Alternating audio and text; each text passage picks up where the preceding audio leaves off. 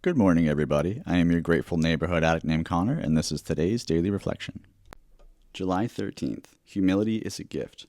As long as we placed self-reliance first, a genuine reliance on a higher power was out of the question. That basic ingredient of all humility, a desire to seek and do God's will, was missing. 12 Steps and 12 Traditions, page 72. When I first came to AA, I wanted to find some of the elusive quality called humility. I didn't realize I was looking for humility because I thought it would help me get what I wanted, and that I would do anything for others if I thought God would somehow reward me for it. I try to remember now that the people I meet in the course of my day are as close to God as I am ever going to get while on this earth. I need to pray for knowledge of God's will today and see how my experience with hope and pain can help other people.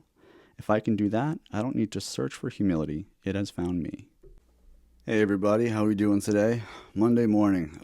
Hope your Monday's going better than mine. I missed my meeting this morning because I couldn't get out of bed. But I'm here with all of you guys now, so let's jump right into today's reflection. So we're back to humility again, right? However, this reading is defining humility as a desire to seek and do God's will. I actually think humility and obedience are closely related. To me, humility is what makes obedience possible. I think that's why this reading starts with humility and ends with obedience. Think about it, right? It's the prideful and stubborn ones that don't listen. It takes humility to obey. Now let's take a look at a quote from the reading. I didn't realize I was looking for humility because I thought it would help me get what I wanted, and that I would do anything for others if I thought God would somehow reward me for it. Wow, that's a very manipulative sentence, right? Then immediately afterward, we see that idea humbled by a sense of belonging and fellowship, when realizing that we are all created equal in God's eyes. Now, that's a profound thing, and I don't want to just gloss over it. Here we see someone giving up manipulation for service. Think about that. Giving up manipulation for service. That's a rare and very humbling transformation that I've seen the steps produce in people more than once, and honestly, it's quite beautiful to see. And I'm not aware of any other process that has been able to consistently reproduce results like that. So today's reading isn't just about humility, it's about why God gives humility. Not to make us think less of ourselves, not to make us weak, but so that we become useful. Humility turns us from people asking, what can everyone do for me, into people asking, how can God use me today? So again, it keeps us right-sized and in our proper place, which is simply beneath God. So on to addiction and recovery. How did my addiction teach me this lesson? Well, I always thought that my addiction was some sort of internal thing, right? Some kind of shameful thing that needed to be kept a secret. Now, through both humility and purpose, which is another gift that from God that I was given, I see that recovery is not a do-it-alone process.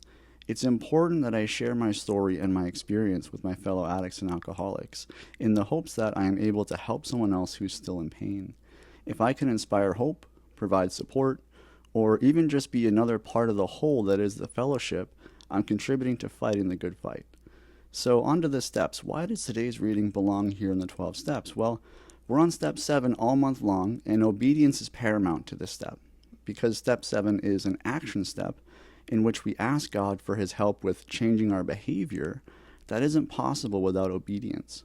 So what is this step trying to teach me? Well, I think it's trying to say, in a nutshell, you can ask for help all day long, but you also have to accept the help, right? So why would this reading help someone working this step? Although I think it's a little obscure because you have to infer that humility is a component of obedience, it highlights that in step 7, we are actually doing something, not just asking God to do all the work for us. So how does this prepare me for the next step? Well, I'm actually preparing a step 4 inventory module that really highlights this and gives you the tools to take into steps 6, 7, 8, and 9 cohesively and clearly.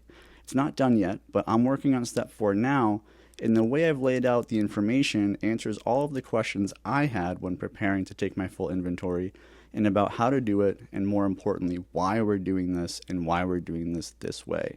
And it's all true to the big book.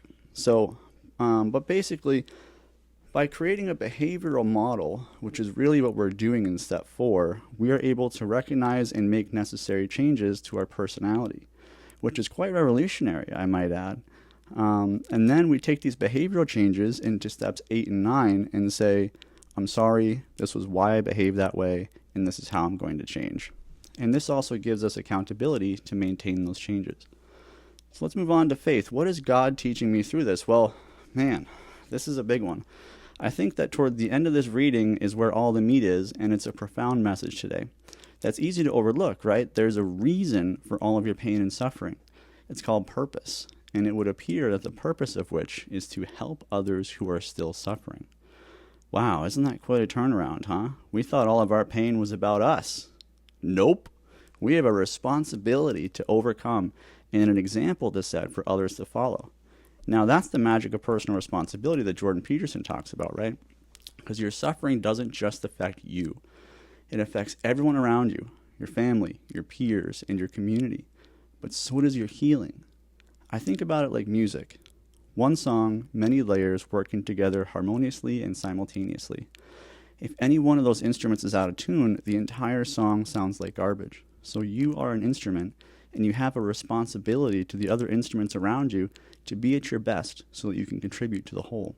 So, what's one takeaway into today that inspires hope? Well, you can do it, man. Whatever you've been through, healing is possible. Trust me, I've lived enough of it that now I'm writing books about going through hell and coming out the other side. That which doesn't kill you can only make you stronger. And if your heart is still beating, God isn't done with you yet. And if you ask Him for healing, He will help you. He specializes in taking broken things and making them into something even better. So, a quick note for the newcomer, the most important person in the room. The goal of this program is to produce the personality change inspired by having a spiritual awakening that we see talked about all throughout the big book and defined clearly in the back of it. But don't worry, you have plenty of time. This isn't an overnight process. Just keep coming and do your best to understand each of the steps and why they're important. Everything else will come naturally and at your own pace. So one quick question to leave you with is, what is one change that I need God's help with to make today?